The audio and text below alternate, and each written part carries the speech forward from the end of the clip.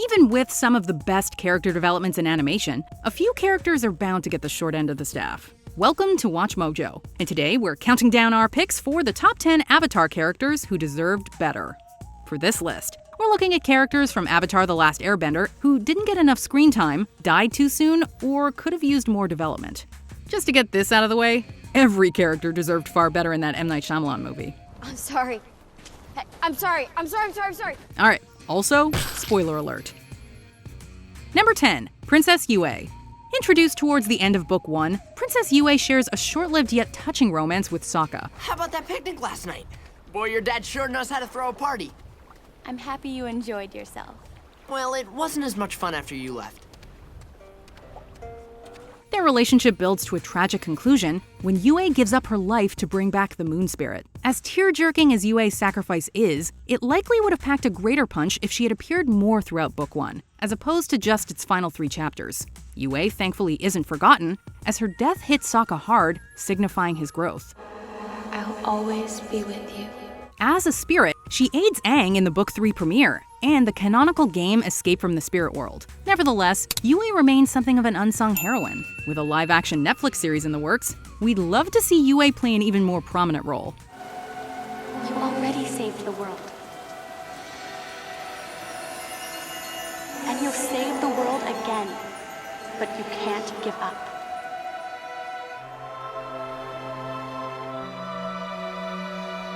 You're right. I won't give up. Number 9, King Kui. The Earth King is like the man behind the Emerald Curtain. If we want to invade the Fire Nation when the eclipse happens, we need the Earth King's support. What makes you think we'll get it? I don't know if you've noticed, but things don't usually go that smoothly for our little gang. He's built up throughout much of Book 2, but ultimately turns out to be a figurehead under Longfang's thumb. Kui seems more dedicated to his bear Bosco than the people of Ba Sing Se. When Kui does finally start to take control of his kingdom, he's overthrown entirely and forced to flee. Get them all out of my sight. It would have been interesting to see Kui redeem himself by aiding in the 100-Year War. Instead, he decides to see the world with Bosco, abruptly exiting the series. The Earth King decided he wanted to travel the world in disguise, so he set off alone. Well, not completely alone. Kui fortunately gets more development in the comics, where he returns to his kingdom and rises up as a better leader. Too bad his daughter apparently ate Bosco, though. Number 8, Piandao. Piandao's backstory is nothing short of epic. Abandoned by his parents because he wasn't born a bender, Piandao nonetheless proved himself on the battlefield as an expert swordsman. What did you bring him to prove your worth? Well, Right. Let's get this over with. Seeing the errors of the Fire Nation, Piandao went into hiding. When he was found, Piandao miraculously triumphed over 100 soldiers, living to pass his wisdom onto Sokka and Zuko. Remember, you cannot take back a stroke of the brush or a stroke of the sword. It's a shame the series only had one episode dedicated to such a cool character. Piandao does briefly resurface during the Sozin's Comet finale, where it's revealed that he's part of the Order of the White Lotus. We're all part of the same ancient secret society, a group that transcends the divisions of the 4 nations. Honestly, we'd love to see a spin-off delving into his history with Pakku, Zhongdong, and King Boomi, the latter of whom we'll talk more about later. Number 7, Long Feng. I'm very disappointed in your work with the Avatar and his friends, Judy. I had hoped that you would be able to control this situation. I'm so sorry, but they don't trust me anymore. I don't think I can keep working like this. The puppet master manipulating the Earth King, Long Feng stands out as one of Book 2's most intimidating and calculating villains. He underestimates Azula, however, losing control of the Dai Li and Ba Sing Se to her. She's really taken charge. She's terrifying and inspirational at the same time. It's hard to explain. After that, Long Feng essentially disappears, never to be seen or heard from again. It always felt like more could have been done with this character in Book 3. Maybe he could have been a secondary antagonist operating under Azula. Maybe he could have plotted revenge against Azula, attempting to seize back his position of power. Maybe he could have even gone through a redemption arc, aiding Team Avatar in some way. Long Feng had the potential to be a prominent figure in this game, but as Azula tells him, You were never even a player. Number 6, Suki. If there's one character we wanted to see more of throughout Avatar, it was this Kyoshi warrior. Who are you? Where are the men who ambushed us? There were no men. We ambushed you. Now tell us, who are you and what are you doing here? Introduced early in the series, this skilled fighter immediately distinguished herself as a wonderful comedic and romantic foil for Sokka. I am a warrior. But I'm a girl, too. Suki doesn't return until Book 2, only to be quickly taken out of the picture again after being captured by Azula's trio. It isn't until more than halfway through Book 3 that she reunites with Team Avatar, becoming a full-fledged member of the group. While that's all well and good, we wish it didn't take so long for Suki to finally receive a more substantial role. Plus, who doesn't want a one-on-one rematch between just her and Azula? Don't you know fans just make flames stronger? Number 5. King Bumi. Look around you. What do you see? The mail system? Instead of seeing what they want you to see, you gotta open your brain to the possibilities. Despite seeming like an old coot on the surface, King Bumi not only turns out to be a powerful earthbender, but also Aang's childhood friend. It appeared Bumi might be more integral in Book 2, but due to his imprisonment, Aang had to find another earthbending teacher. Neutralging is the key to earthbending. It involves listening and waiting for the right moment to strike. That's why you surrendered, isn't it? Yes, and it's why I can't leave now. We can't really complain, seeing as how Aang went on to meet Toph, one of the best characters in the series. Still, it is a bit of a letdown that Bumi didn't return until the series finale. While his screen time was limited, we're sure a lot happened to Bumi during the 100 years that Aang was stuck in that iceberg. A spin-off series could expand upon those lost years, giving this mad genius a chance to really shine. Well, look who's here. Number 4.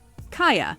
Although Hakoda was MIA for much of the series, Sokka and Katara's father still received more attention than their late mother. Sokka. Hi, Dad.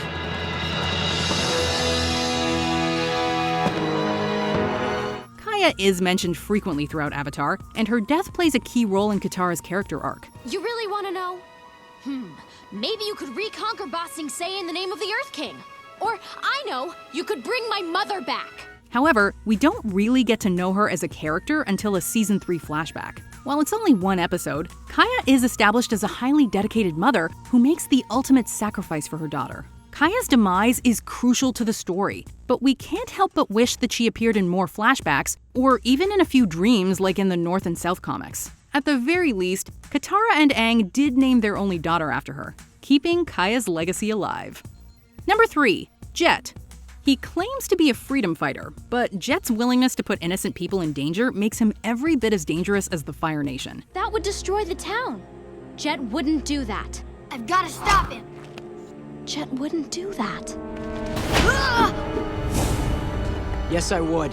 Avatar gave us so many complex antagonists, and Jett's extremist methods would have been fascinating to dive into more deeply. Jett seemingly turns over a new leaf in Book 2, but his vengeful, hot-headed ways continually land him in hot water. When we last see Jett, he's in bad shape following a confrontation with Long Feng. You guys go and find Appa. We'll take care of Jett. We're not gonna leave you. There's no time. Just go. We'll take care of him. He's our leader. Don't worry, Katara. I'll be fine. Jett isn't brought up again until late in Book 3, and even then, his fate is written off as a joke. No! Jett! What did they do to you? Must serve Earth King! Must destroy! For the record, Jett did die, but the creators were not allowed to make this clear. Thus, Jett was deprived of a proper send-off. Number 2. Ursa. After 3 phenomenal seasons, Avatar built to a pitch-perfect series finale that wrapped up every major storyline. Well, there was one lingering plot thread. Whatever happened to Zuko's mother? Why are you really here? Because you're going to tell me something. Where is my mother? This question haunts Zuko over the course of the series, and one episode does provide an in-depth look at his relationship with Ursa. Stupid turtle duck! Why'd you do that? Zuko, that's what moms are like. If you mess with their babies, they're gonna bite you back. For whatever reason, though, the writers never found the time to reunite her with Zuko. We know, Ursa's life after her banishment is fleshed out in the graphic novel The Search, which we strongly recommend you read if you haven't already. Within the confines of the show, however, Ursa's story kinda got sidelined. They even make fun of this oversight in the first Legend of Korra episode. Gran, I've been reading all about your old adventures. I've been dying to ask you, what happened to Zuko's mom? Well, Denora, it's an incredible tale. Gran, you look old. Before we unveil our number 1 pick, here are some honorable mentions. Avatar Kyoshi. The Rise of Kyoshi is another must-read. On that day, we split from the mainland.